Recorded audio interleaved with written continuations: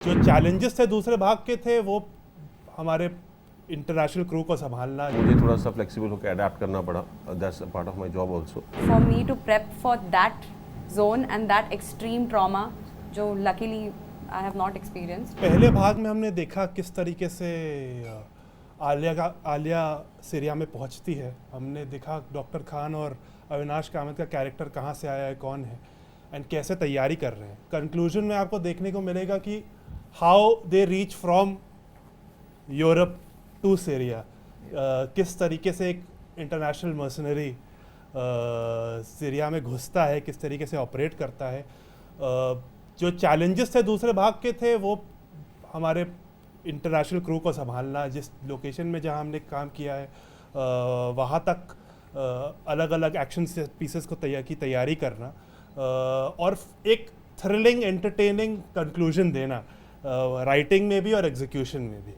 That was the biggest challenge. साथ ही कश्मीरा, अनुपम sir and Mohit sir, मैं आप तीनों लोग से जानना चाहूँगा किस तरीके से आप लोग की तैयारियां थी फॉर द कैरेक्टर, और जो आपका कैरेक्टर था उसमें कुछ चेंजेस आए या फिर सिचुएशन को जो टैकल करने का तरीका है उसमें कुछ बदलाव? हमने इसकी सारी शूटिंग एक साथ ही की थी, इसलिए इसका मतलब ये था कि इन लोगों की प्रिपरेशन, डायरेक्शन डिपार्टमेंट की, प्रोडक्शन डिपार्टमेंट की प्रिपरेशन इतनी लेवल की थी कि सब इमोशन सब साथ में ही नज़र आ रहे थे. और जब तैयारी होती है प्रोडक्शन की और डायरेक्शन डिपार्टमेंट की तो एक्टर्स के लिए सहूलियत हो जाती है उस इमोशनल ग्राफ को दोबारा पेश करना. पर मुझसे ज़्यादा तो इन्होंने किया because he went through a total graph of his emotion. तो इनसे मैं इनको ये माइक पकड़ाता हूँ. Thank you sir. जैसा कि सर ने कहा कि एज एन एक्टर हम लोगों ने ये इसकी शूटिंग जो है स्टार्ट टू फिनिश की थी. So at that point of time we were not aware and we didn't have a clue about that it's going to come out in 2 parts and it's going to be part 1 and a conclusion. So we shot it in one go. So हमारी कुछ ऐसी preparation different नहीं थी दोनों चीज़ों के लिए because हमने इसे एक बार में शूट किया था. सो जैसा कि मैंने पहले भी कह चुका हूँ ये कहानी एक बुक पे बेस्ड है, टिकट टू सीरिया, जो शिरीष स्वराज जी ने लिखी थी. उसको नीरज सर ने अडाप्ट किया, उससे इंस्पिरेशन ली और भव ने बनाई. एंड एज एन एक्टर आप डायरेक्टर का विजन फॉलो करते हैं. जिस तरीके का अप्रोच था वो बहुत अलग था. So initially as an actor क्या होता है कि आपकी सोच थोड़ी सी लिमिटेड होती है. सो आई रिमेंबर कि जब मैंने स्क्रिप्ट पढ़ी थी और जब मेरा फर्स्ट डे शूट का था तो मेरा अप्रोच बहुत अलग था अविनाश कामत को लेके. लेकिन जब as every day past and every day I was shooting I realise कि नीरज सर का और भव का जो इसका देखने का नज़रिया है वो थोड़ा अलग है.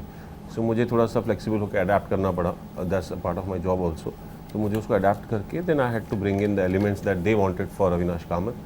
And the kind of response जैसा हमको मिला है I think people have really I would say resonated, they have connected with Avinash Kamat because एक कैरेक्टर तभी सक्सेसफुल होता है जब ऑडियंस उसे कनेक्ट कर सके, उससे फील कर सके. जो भी उसकी बैक स्टोरी है, जो भी उसकी कहानी है, जिस तरीके का उसका बिहेवियर है, unless and until it is not convincing for an audience they won't stay with the character. So जिस तरीके का रिस्पॉन्स है तो उससे मुझे लग रहा है कि ऑडियंस ने उसे एक्सेप्ट कर लिया है. So and the response on 15 December won't be any different. So fingers crossed.